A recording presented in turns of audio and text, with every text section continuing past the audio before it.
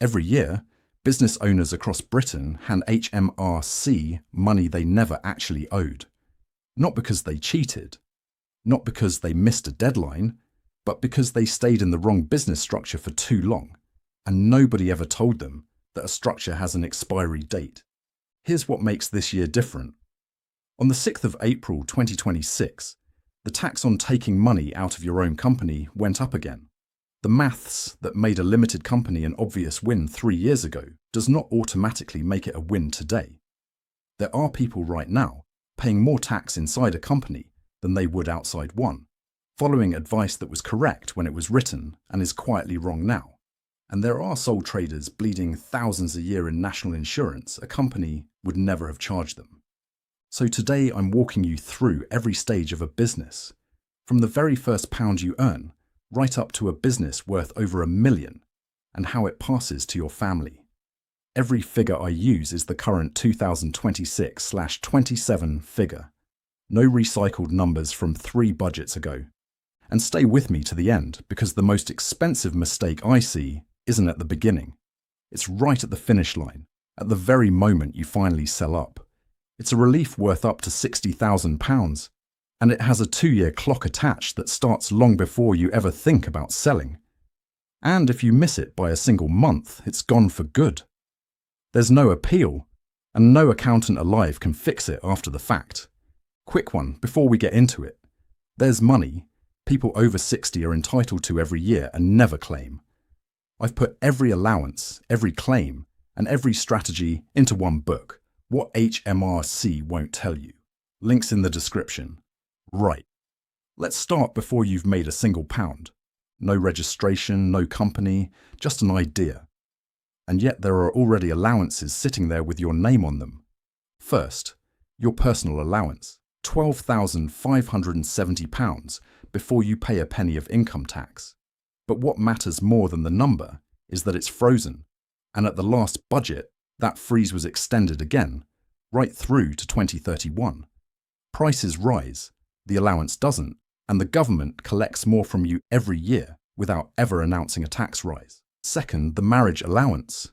If one of you earns under £12,570, that person can transfer £1,260 of unused allowance to their spouse, worth up to £252 a year.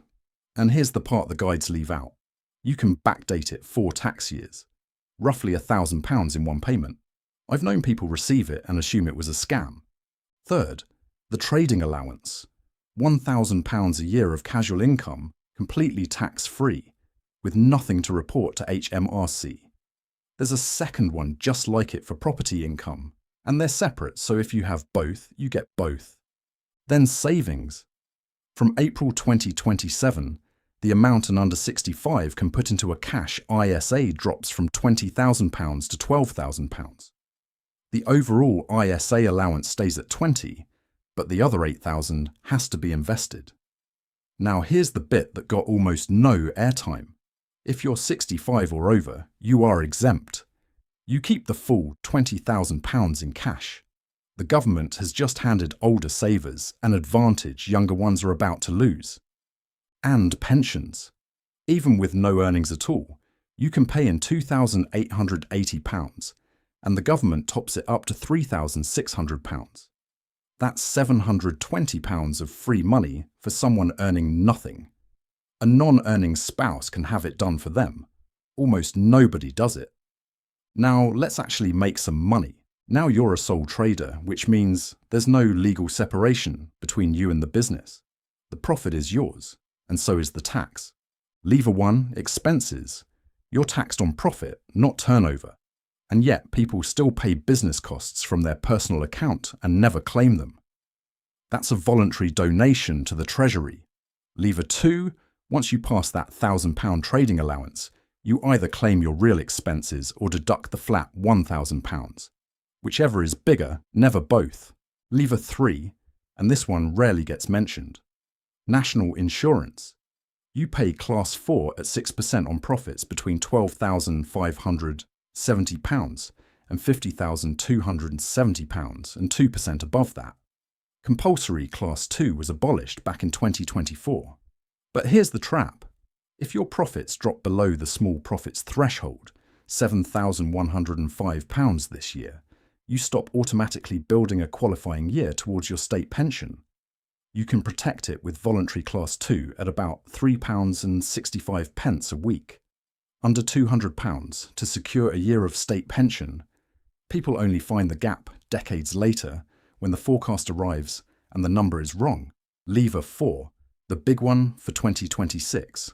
Making tax digital. Since the 6th of April this year, sole traders and landlords with qualifying income over £50,000 have had to keep digital records and send HMRC quarterly updates. The first deadline was the 7th of August. Over 860,000 people were pulled into that first wave. And from September, HMRC starts signing people up automatically. Here's what people are getting wrong. There are no penalty points for late updates in this first year. It's a grace period. But it doesn't cover late payment of tax. And it doesn't last. The threshold falls to £30,000 in April 2027 and £20,000 in April 2028. Because sooner or later, everyone asks the same question. Should I go limited? Usually delivered by a bloke in the pub who read an article once. Sometimes it's brilliant advice. Sometimes it costs you money. Here's why the saving exists at all.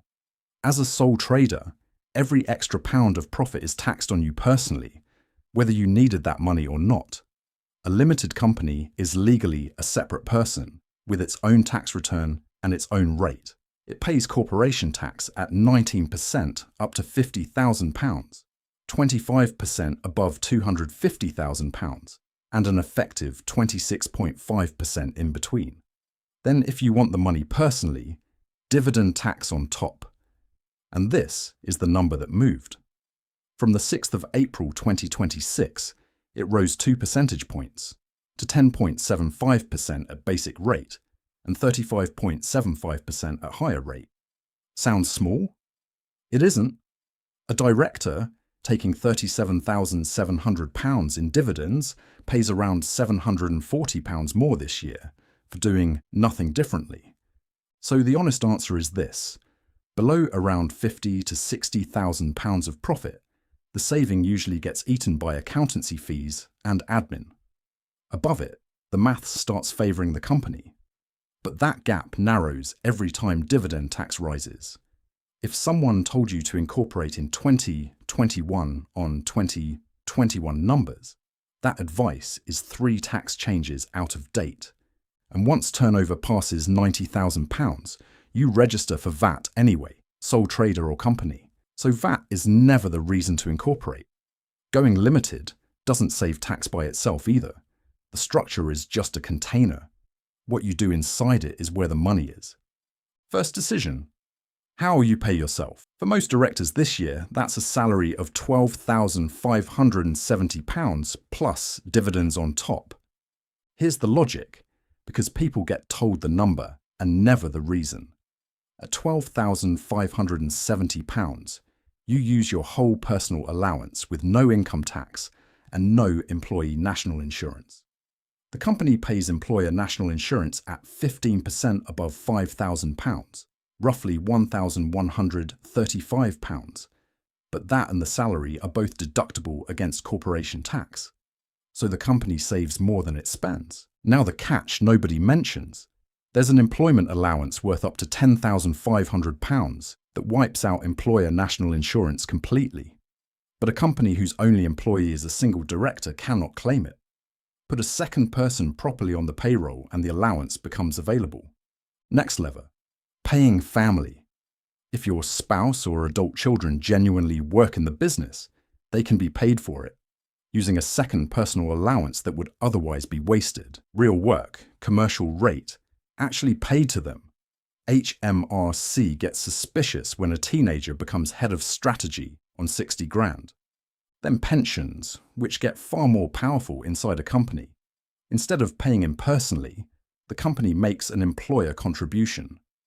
Deductible against corporation tax, no income tax, no national insurance, and it leaves your dividend planning untouched. The annual allowance is £60,000. An unused allowance from the last 3 years can be carried forward. For a company sitting on retained profit, that's the biggest single move available. Then trivial benefits. The company can give you a gift or perk worth up to £50, tax-free, no reporting, as long as it isn't cash and isn't a reward for work done. Here's the detail that gets missed. For directors of a close company, there's an annual cap of £300, 6 clean £50 gifts a year, and most take none. And company cars. A fully electric company car carries a benefit in kind rate of just 4% this year. A petrol or diesel car sits anywhere from 17% up to 37%. On a £40,000 car, that's the difference between being taxed on £1,600 and on well over £10,000. A new zero-emission car can also qualify for a 100% first-year allowance, so the full cost comes off profits in year one. That runs to March 2027, and the electric rate climbs to 9% by the end of the decade. Generous window, closing window. Now, what happens when the company makes more than you need? Nice problem. Still a problem, because all that cash sits inside one trading company, and that's the part of your world most exposed to risk.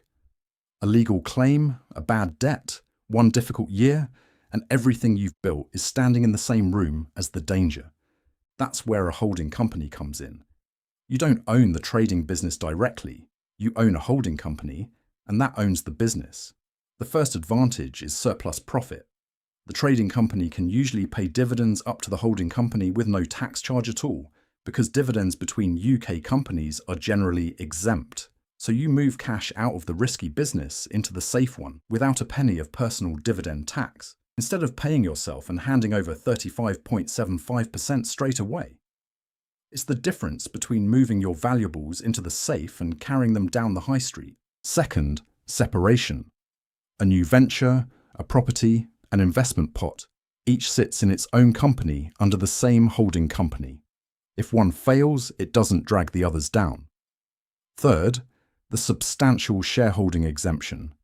If the holding company sells a subsidiary and the conditions are met, broadly 10% of the shares held for 12 months out of the last 6 years in a genuine trading company, the gain can be free of corporation tax entirely. But here's the trap that catches more people than all of that saves. Associated companies. Those corporation tax thresholds, 50,000 and 250,000, get divided by the number of associated companies you control. 2 companies, and the small profits limit becomes 25,000 each. So people open a second company thinking they're being clever and quietly push both into a higher rate of tax. Structure without advice is just expensive decoration. Which brings us to the last stage, where the question stops being this year's tax bill and becomes how much of what you built reaches your family. Start with selling. Business asset disposal relief, which you may remember as entrepreneur's relief, cuts your capital gains tax rate when you sell a qualifying business. But the number has moved twice in 2 years. It was 10%. Last year, 14%. From the 6th of April, 2026, it's 18%. On up to £1 million of lifetime gains. Against the standard 24% rate, that's a saving of up to £60,000. And this is the point I asked you to stay for. To qualify, you generally need to have held at least 5% of the shares and been an officer or employee for 2 years before the sale. 2 years. So the decision that determines whether you get that £60,000 is made 2 years before you shake hands on anything. Every painful case I've seen was someone who reshuffled their shares, brought in a family member, or stepped back as a director at the wrong moment. There's also the employee ownership trust route, where you sell to a trust for the benefit of your staff. This used to be completely free of capital gains tax, and plenty of advice online still says exactly that. It's wrong. Since the 26th of November 2025, only half the gain is relieved, and the taxable half can't use business asset disposal relief either, around 12% effective. Still competitive, but not the tax-free exit people are promised. Then the question people avoid, what if you're not around? Business property relief can pass qualifying business assets on with little or no inheritance tax, which matters when the standard rate is 40%. But this changed on the 6th of April 2026 too. There's now a cap, The first £2.5 million of combined business and agricultural property gets 100% relief. Anything above that gets 50%. An effective inheritance tax rate of 20% on the excess. It was originally announced at 1 million and raised after a considerable amount of noise. The allowance passes between spouses and the asset generally needs 2 years of ownership. 2 more details. Shares listed on AIM no longer get 100% relief. They get 50%, so anyone holding AIM shares purely as an inheritance tax shelter should recheck that plan urgently. And the tax can now be paid in 10 annual installments, interest-free, so a family isn't forced to sell the business just to pay the bill on the business. So let's bring it home. The biggest tax mistake I see isn't somebody missing one obscure rule. It's somebody sitting in a structure they outgrew years ago because it worked once and nobody told them to look again. What's right at £10,000 of profit is wrong at 100,000, and what's right at 100,000 is wrong at 1 million. Review it as you grow, not the week before you sell. If this was useful, there are more videos waiting for you right here, and I'll see you in the next one.